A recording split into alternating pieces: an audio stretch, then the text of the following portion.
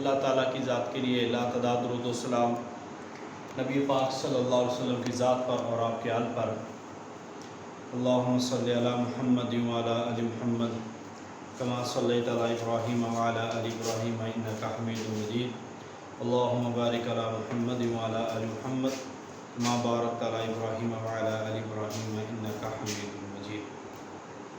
محترم اسکالرز، امید ہے آپ خیریت سے ہوں گے اور اللہ تعالیٰ سے آپ تمام لوگوں کی خیریت کی دعا ہے اور اللہ تعالیٰ اپنی حفظ و امان میں رکھے، ہر طرح کی پریشانیاں اور اس نے اللہ تعالیٰ سے ہمیں دور فرمائے۔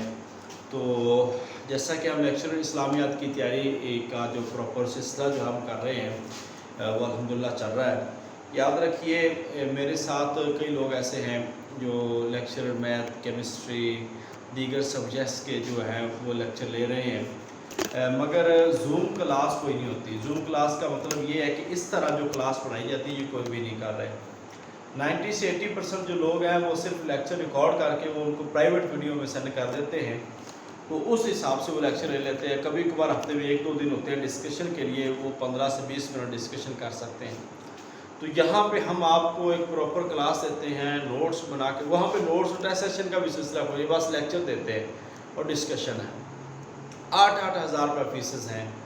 تو ہم نے الحمدللہ یہاں پہ جو ایک ورک شروع کیا ہے وہ آپ کو باقاعدہ طور پر یہاں پہ روزانہ پڑھانے کا کام ہے، اور یہ کوئی آسان کام نہیں ہے، کوئی آسان اسائنمنٹ نہیں ہے۔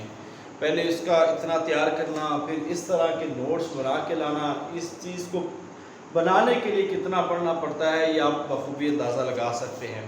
تو پھر یہاں پہ 1 گھنٹہ کھڑے ہو کے آپ سے ڈسکس کرنا، پھر ٹیسٹ سیشن بنانا، ایک بہت لمبا چوڑا کام ہے جو بالکل یہ معمولی سے پیسے میں یہ آپ کر رہے ہیں۔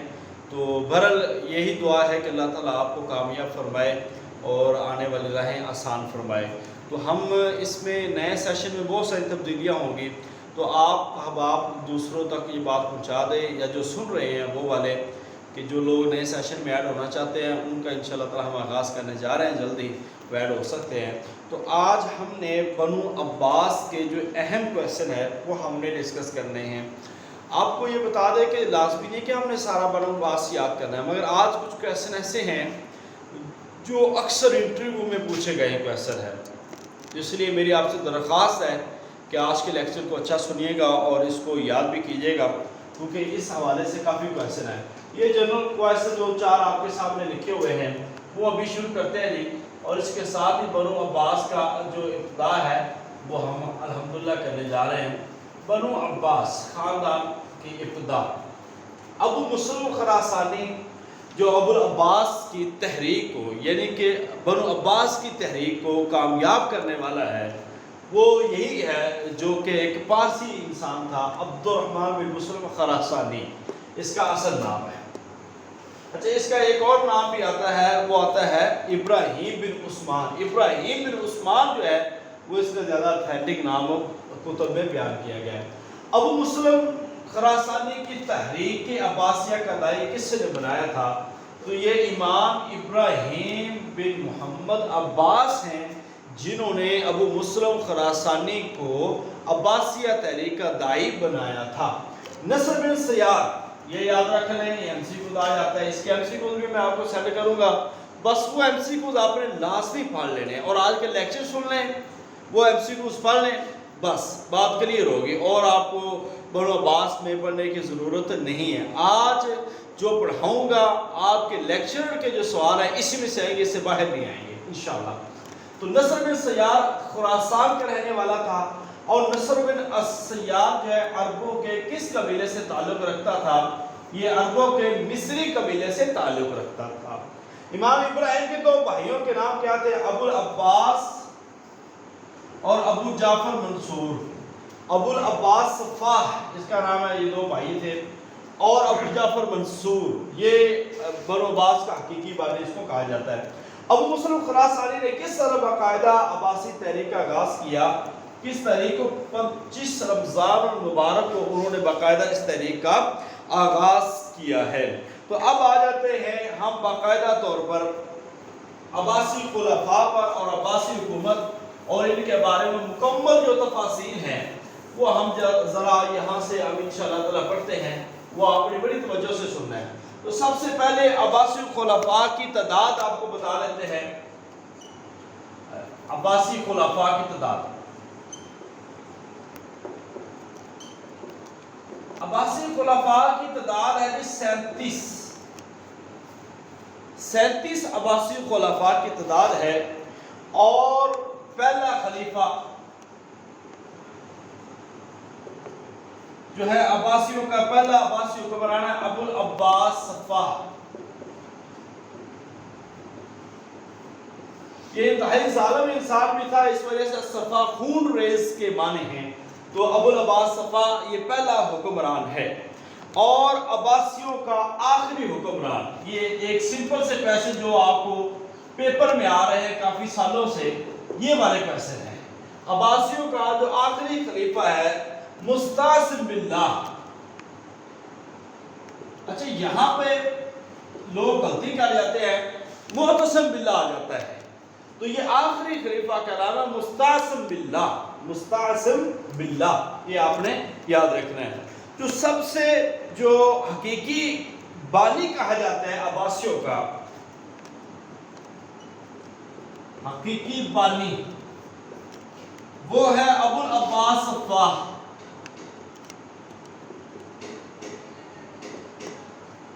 ابو العباس صفاح کو حقیقی بانی کہا جاتا ہے، اور اس کے ساتھ ساتھ جو کامیاب حکمران ہے عباسیوں کا، کامیاب حکمران،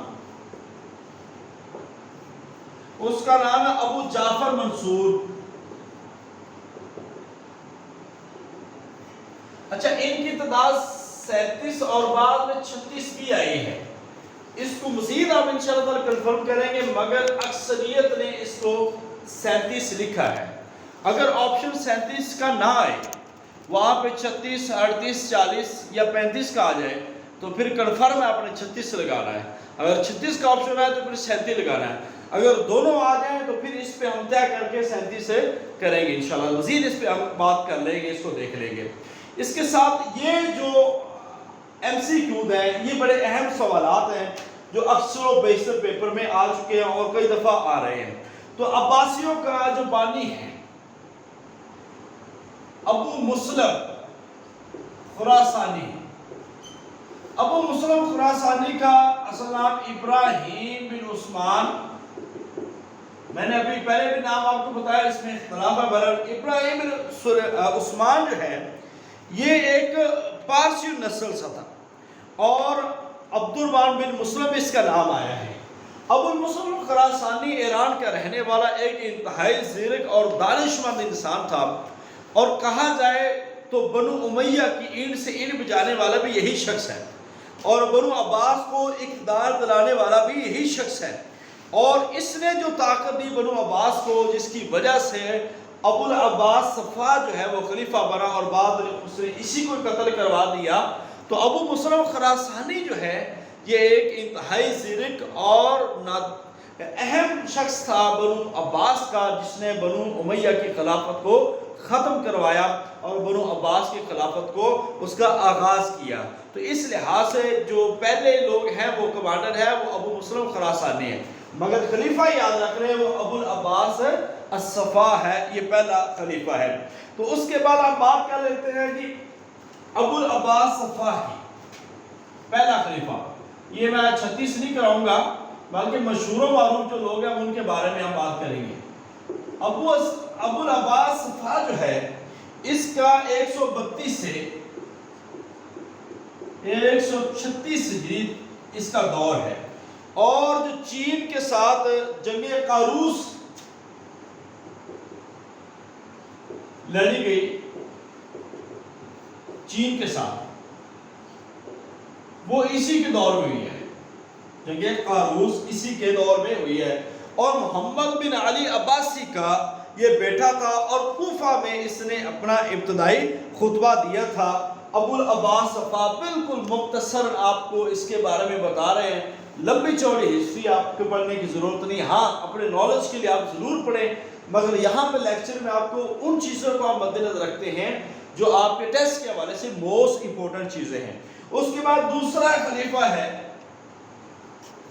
ابو جعفر منصور. ابو جعفر کے منصور اس کا ایک لمبا دور ہے 136 تا 158 ہجری. اس کا ایک 22 سالہ دور ہے. اور عبداللہ بن محمد ان کے والد کا نام ہے. عبداللہ بن محمد ان کے والد کا نام ہے اور والدہ کا نام ہے سلامہ. والدہ کا نام ہے سلامہ. اچھا جی، اس کے بعد اس کے بیٹے تھے ابو جعفر منصور کے محمد مہدی اور موسیٰ الہادی. محمد مہدی اور موسیٰ الہادی تیسرے نمبر پر. مہدی اور الہادی یہ تیسرے نمبر پر اس کے بیٹے تھے. اور آپ کو یہ بتا دیں کہ ہارون الرشید جو کہ چوتھے نمبر پر خلیفہ بنتے ہیں عباسی خلفاء. اب یہ سوال آ سکتا ہے کہ مہدی کے بعد اس کا کون سا بیٹا خلیفہ بنا؟ ہارون الرشید. اب ہارون الرشید جو تھے وہ بیٹے تھے ملکہ خزران کے.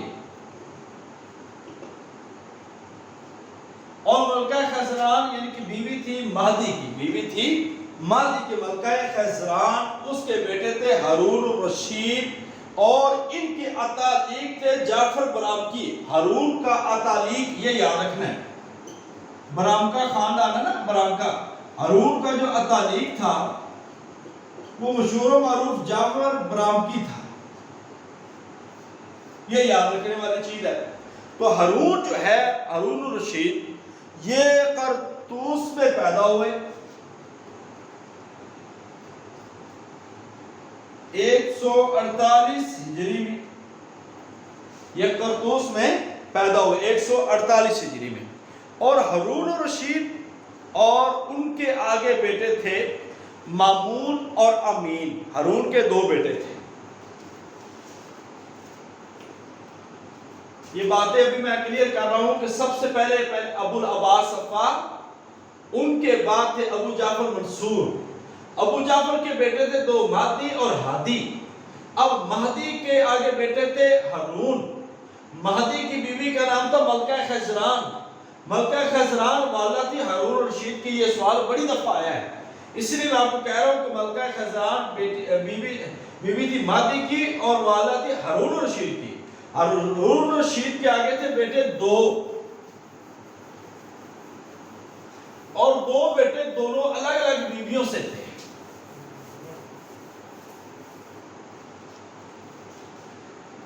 اچھا جی، ہارون کے آگے بیٹے تھے دو. ہارون الرشید یہ بڑا مشہور و معروف ہے، اور اس نے مدرسہ جو بغداد کے اندر مدرسہ بنایا وہ بھی ان کے ہاں دور کے. امام غزالی بھی اسی دور کے ہیں. اور اس کے ساتھ ساتھ بیت الحکمت کا قیام جس میں یونانی کتب کا ترجمہ کیا جاتا تھا، غیر ملکی کتابوں کا ترجمہ کیا جاتا تھا، وہ ہارون الرشید کا دور ہے.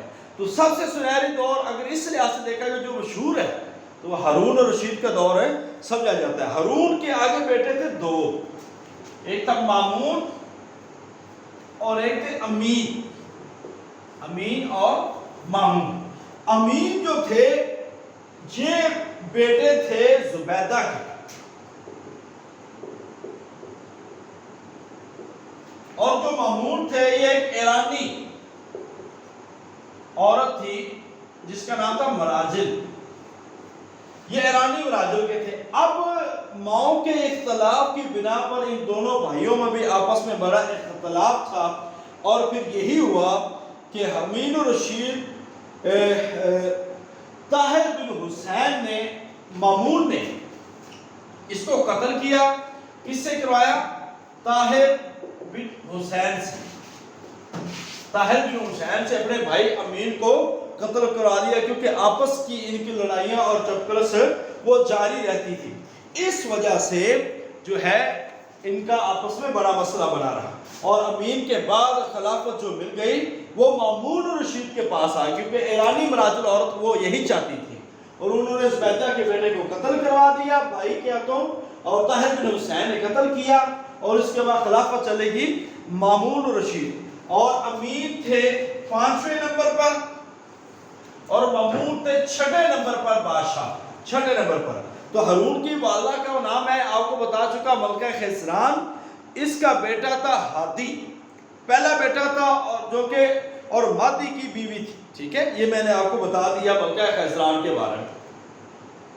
آگے جی مامون الرشید، مامون الرشید جو ہے 786 عیسوی میں پیدا ہوا اور طرطوس میں اس نے وفات پائی، طرطوس کے اندر اس نے وفات پائی، اور اس کا بھی جو اتالیق تھا جعفر برامکی تھا، جعفر برامکی، یہ برامکا خاندان ہے، برامکا خاندان ہے، آپ اس کی بات کریں گے تو یہ وہاں سے تھے برامکی، یعنی کہ یہ مامون اور ہارون کے بڑے چہیتے تھے، اور ان کا جو خلافت ہے اس پہ اتنا کنٹرول تھا کہ بادشاہ ان کے بغیر بھی کوئی فیصلہ نہیں لے پاتے تھے، پھر ان کو قتل بھی کروا دیا گیا۔ اس کے بعد اور آتا ہے جی 7ویں نمبر پر معتصم باللہ،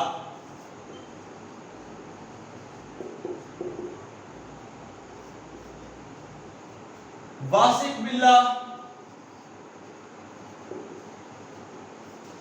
معتصم باللہ، واثق باللہ، اور یہ وہ والے لوگ تھے جو امام احمد بن حنبل رحمۃ اللہ علیہ ان کو شدید تکالیف دیتے تھے۔ اب اصل میں مامون جو تھا، مامون یہ معتزلہ عقائد کا حامی ہو گیا تھا، معتزلہ کا حامی بن گیا۔ اب معتزلہ کا حامی ہونے کی بنا پر عقیدہ خلق قرآن پر امام احمد بن حنبل رحمۃ اللہ علیہ کو انہوں نے سزائیں دی، تو اس کا آغاز کیا مامون نے، آگے لے کے چلا معتصم باللہ اور واثق باللہ، معتصم باللہ اور واثق، یہ انتہائی تشدد کرنے والے تھے، انہوں نے بہت زیادہ تشدد کیا، اور اس کے ساتھ ساتھ امام احمد بن حنبل کو جیل کے اندر کوڑے لگوائے گئے۔ اس کے بعد جو بات آتی ہے معتصم باللہ کے بعد 8ویں نمبر پر متوکل علی اللہ، متوکل علی اللہ۔ اب ان کے اصل میں یہ سارے کے سارے جو ہے نا نائب سمجھتے تھے اپنے آپ کو، اور اپنے نام کے ساتھ اللہ اللہ لگاتے تھے، تو یہ ان کے نام کی ایک خصوصیت ہے، متوکل باللہ، معتصم باللہ، واثق باللہ، منتظر باللہ، یہ سارے باللہ ان کے ساتھ نام آتا تھا، مستقیم باللہ، منتصر باللہ، یہ سارے۔ اس کے ساتھ ساتھ جو ہے متوکل علی اللہ کے بعد ان کے منتصر باللہ اور مستقیم باللہ یہ خلیفہ بنے ہیں، اور اس کے بعد پھر چھوٹی چھوٹی خلافتیں تھیں جو الگ الگ ادوار میں رہی ہیں، اور ان کے خلفاء بھی موجود تھے۔ تو مامون کے دور میں جو جعفر برامکی کا ہے اس کا سر جو ہے قتل تن سے جدا کر دیا گیا۔ اب آپ کو یہ بتا دیں کہ ہارون کے دور میں آخر میں جو برامکا خاندان ہے اس کا جو سربراہ تھا جعفر برامکی، اس کو قتل کروا دیا گیا، اور اتنا شدید قسم کا تھا غصہ ہارون کو کہ انہوں نے اس کے 2 ٹکڑے کروائے، 2 ٹکڑے کروا کے اس کو جلا دیا۔ یہ جعفر برامکی کا حال کیا گیا تھا، اور اس کی لاش کو 2 ٹکڑے الگ الگ ٹکڑے کر کے جلا دیا گیا تھا۔ تو اصل میں اب دیکھا جائے تو برامکی کون تھے؟ برامکی جو ہے یہ ایرانی نسل کے تھے، برامکا۔ یہ سوال لیکچرر کے انٹرویو میں کئی لوگوں سے پوچھا گیا ہے کہ برامکا کے بارے میں آپ کیا جانتے ہیں؟ تو یاد رکھ لیں ایرانی نسل کے لوگ تھے، اور ان کے جد امجد جو ہیں وہ بھی عباسیوں کی حمایت میں تھے، اور ہارون کے دور میں انہوں نے بڑا عروج پایا، اور ہارون نے ہی پھر ان کے جو بڑے ہیں اتالیق جعفر برامکی اس کے ٹکڑے ٹکڑے کروا دیے۔ تو یہ ایرانیوں سے تھے، اور ان کا پایا تخت میں بڑا کنٹرول تھا جعفر برامکی کا، اس کے بعد اس کے مختلف لوگ اتالیق آتے رہے ہیں جو اس دور میں موجود تھے۔ اس کے ساتھ جو ہے نا جیسے ہی بنو عباس کی حکومتیں کمزور ہوتی گئی، تو ایک بڑا فتنہ آیا، اس فتنے کے بارے میں آپ کو یہ بتانا مقصود ہے، ایک بتانا مقصود ہے